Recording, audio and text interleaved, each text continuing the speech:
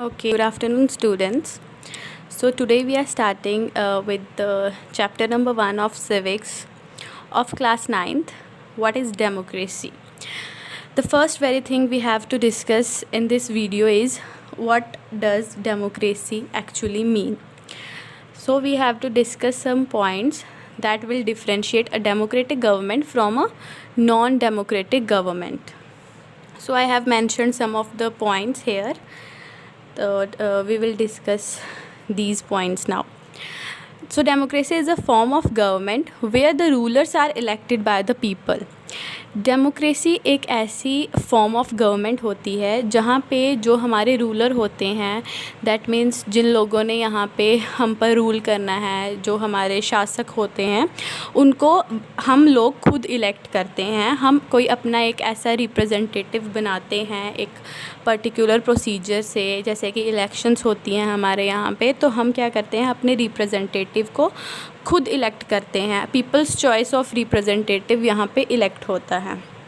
लेकिन समटाइम्स कुछ कंट्रीज़ जो हैं वो डेमोक्रेसी के नाम पे धोखा करती हैं. उसमें से कुछ कंट्रीज़ जैसे आ गई म्यांमार में क्या होता है कि जो एक्चुअली पावर्स हैं वहाँ पे वो जो आर्मी रूलर्स हैं वो ही कंट्री पे जो है वो रूल करते हैं. फिर कुछ डिक्टेटर्स आ जाते हैं, तानाशाही करने वाले लोग. वो जो हैं वो लोगों पे शासन करेंगे without the choice of the people. अभी कुछ कंट्रीज़ होती हैं, जैसे कुछ अरब कंट्रीज़ हैं लाइक सऊदी अरेबिया. ये कंट्रीज़ जो हैं, जैसे नेपाल हो गया, वहाँ पे किंग्स जो हैं वो रूल करते हैं लोगों पर without the choice of the people, जबकि लोगों ने उनको इलेक्ट नहीं किया है. सिर्फ इस वजह से वो रूल करते हैं because they were born into noble families, क्योंकि वो राजा के बेटे थे. इस वजह से वो वहाँ पे शासन करते हैं. ये जो है ये फर्स्ट पॉइंट है जो हम डेमोक्रेसी को अनडेमोक्रेटिक फॉर्म ऑफ गवर्नमेंट से डिफरेंशिएट करते हैं.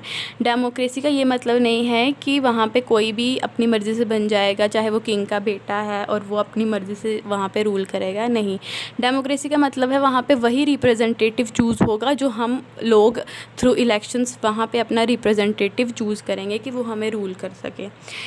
सेकंड पॉइंट है, इन डेमोक्रेसी जो फाइनल डिसीजन मेकिंग पावर होती है वो कहाँ लाई करती है, जो हमने रिप्रेजेंटेटिव बनाया है वही रिप्रेजेंटेटिव जो है हमारे लिए डिसीजन करेगा. क्योंकि जो पीपल की चॉइस का वहाँ रिप्रेजेंटेटिव बना है, फाइनल डिसीजन स्टेट का या कंट्री का वही रिप्रेजेंटेटिव जो है वो ले सकता है. लेकिन इसमें भी कुछ एग्जांपल्स हैं, जैसे कि हम एग्जांपल ले लेते हैं पाकिस्तान की. पाकिस्तान में एक प्रेसिडेंट है परवेज़ मुशर्रफ, वो जनरल है वहाँ की आर्मी के. तो उन्होंने क्या किया कि सबसे पहले उन्होंने अपने आप को चीफ बनाया, फिर उन्होंने अपने आप को प्रेसिडेंट बनाया. लेकिन जब वहाँ मीडिया की बात चली तो मीडिया ने बोला कि ये it's a kind of fraud, यहाँ पे कोई डेमोक्रेटिक गवर्नमेंट नहीं है. बट फिर कुछ कॉन्स्टिट्यूशनल अमेंडमेंट हुई वहाँ पे, but according to that amendment जो फाइनल डिसीजन मेकिंग पावर जिसके पास है वो वहाँ की आर्मी के पास है. तो हम उसको भी एक डेमोक्रेटिक फॉर्म ऑफ गवर्नमेंट जो है वो नहीं बोल सकते. थर्ड पॉइंट है, डेमोक्रेसी जो होती है it should be based on free and fair elections. वहाँ पे जहाँ डेमोक्रेसी होगी वो डेमोक्रेसी में इलेक्शंस जो होती हैं वो फ्री और फेयर होनी चाहिए. वहाँ किसी तरह का बर्डन नहीं होना चाहिए, कोई भी धोखेबाजी नहीं होनी चाहिए. फेयर इलेक्शंस होनी चाहिए, बिल्कुल ठीक तरीके से इलेक्शंस होनी चाहिए. जैसे कि जो बंदा इस टाइम हमारा रिप्रेजेंटेटिव, हमने उसको अपना रूलर चूज़ किया है, वो आने वाले टाइम में ज़रूरी नहीं कि वो हमेशा ही हमारा रूलर रहेगा. कोई अपोजिशन पार्टी का इंसान भी जो है वो कल को हमारा रूलर बन सकता है.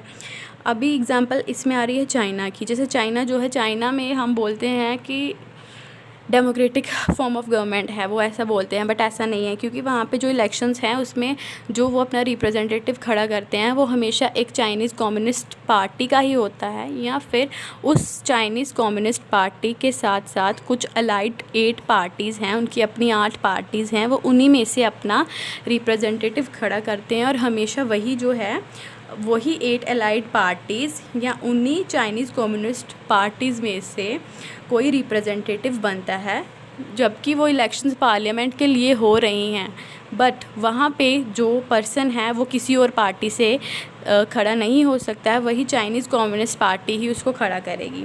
तो we don't call it as free and fair elections. तो this is not a part of free and fair elections.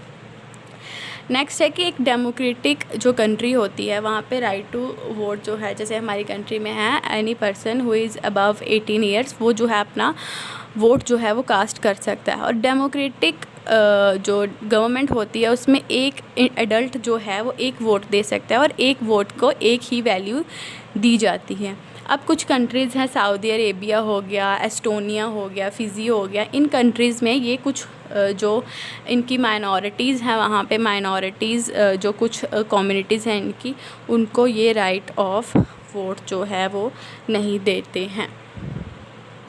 जबकि जो एक डेमोक्रेटिक गवर्नमेंट है उसमें एनी पर्सन, चाहे वो किसी भी कम्युनिटी का हो, किसी भी रिलीजन का हो, कोई भी इंसान जो एडल्ट है who is above 18 years have right to vote. So these countries like Saudi Arabia जो कि कुछ लोगों को डिनाई करती है वोटिंग राइट्स देने से, तो we can't include these countries in democratic type of government.